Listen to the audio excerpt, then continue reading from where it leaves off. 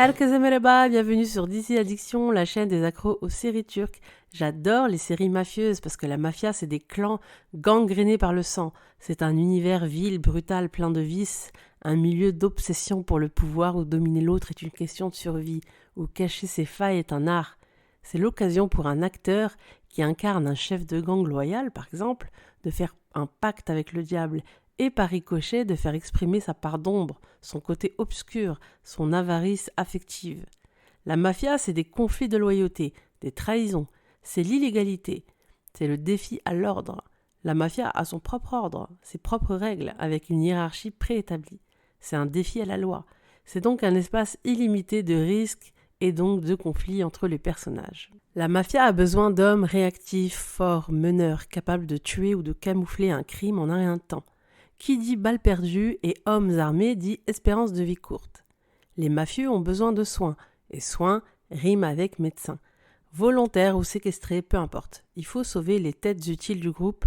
Quand c'est pas le leader, c'est un personnage agonisant qu'on doit maintenir en vie pour le faire parler, colmater la brèche.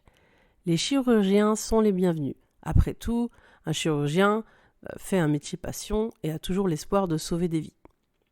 Vous l'aurez compris, la série Adem Farah est un thriller et s'engage donc à offrir de la tension et du suspense.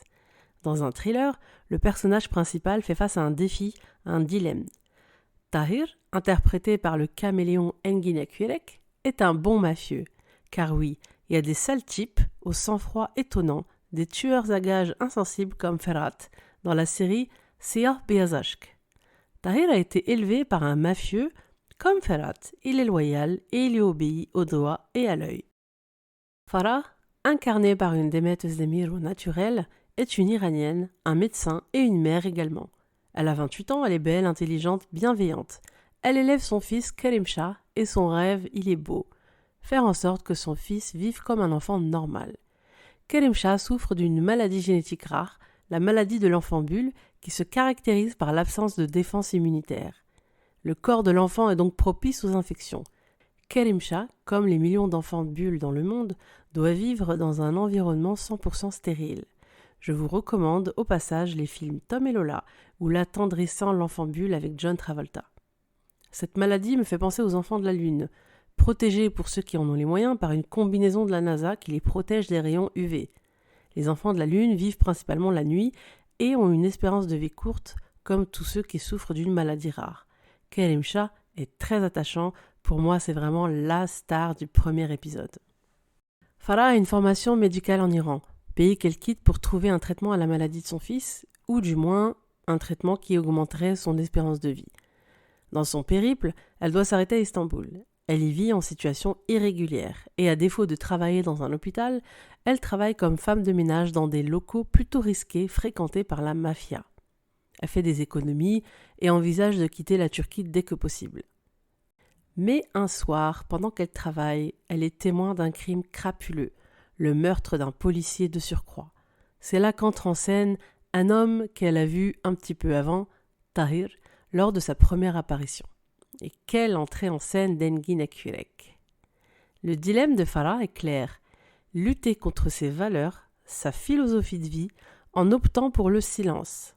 C'est-à-dire s'allier avec le diable pour sa survie et surtout celle de son fils. Ou bien, elle a le choix, choisir la voie de la justice, celle du bien, dénoncer les criminels sans pour autant être sûr d'éviter un drame. Le dilemme de Tahir est aussi difficile que le dilemme de Ferhat.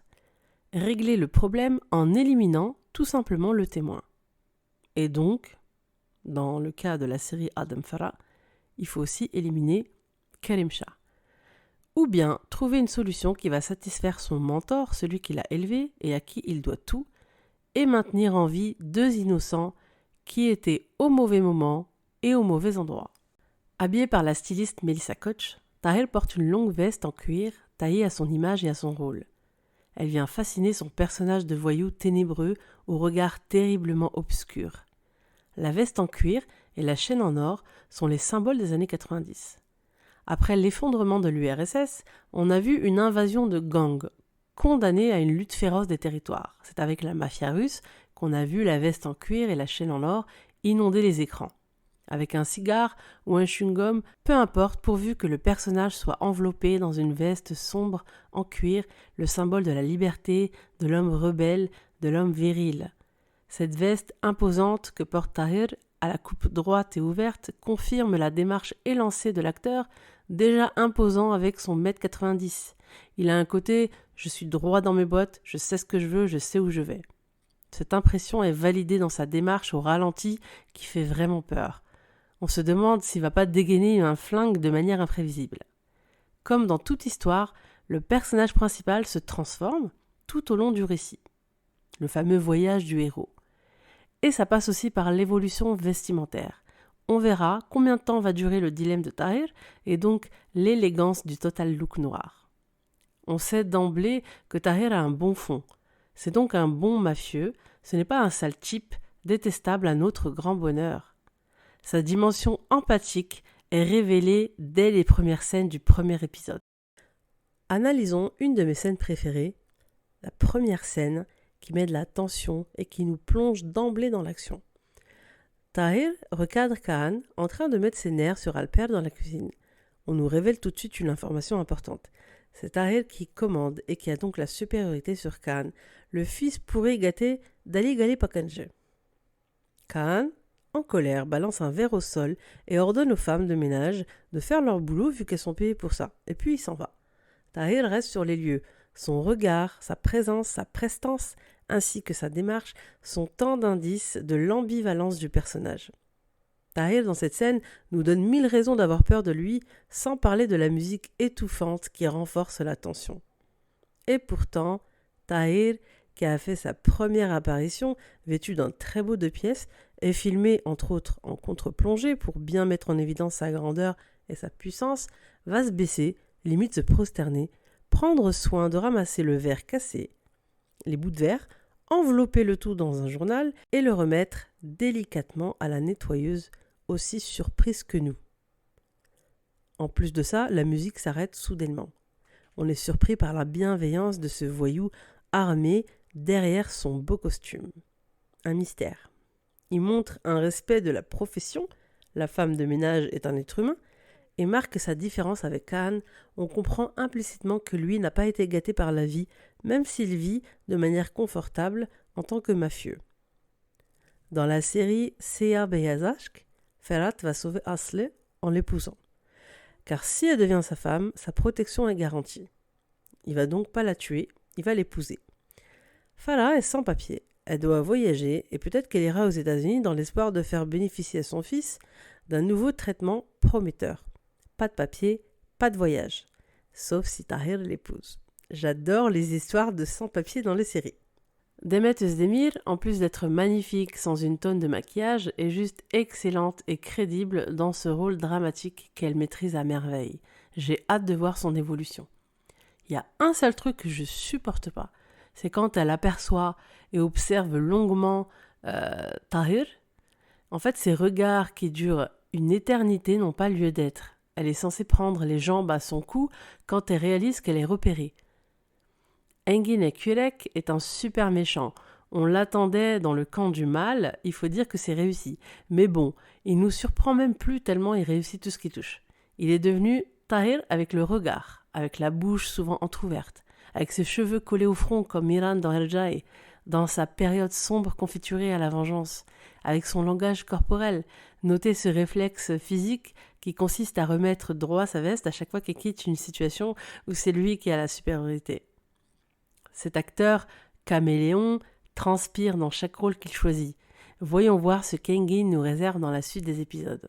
On s'inquiète vraiment pas pour les audiences.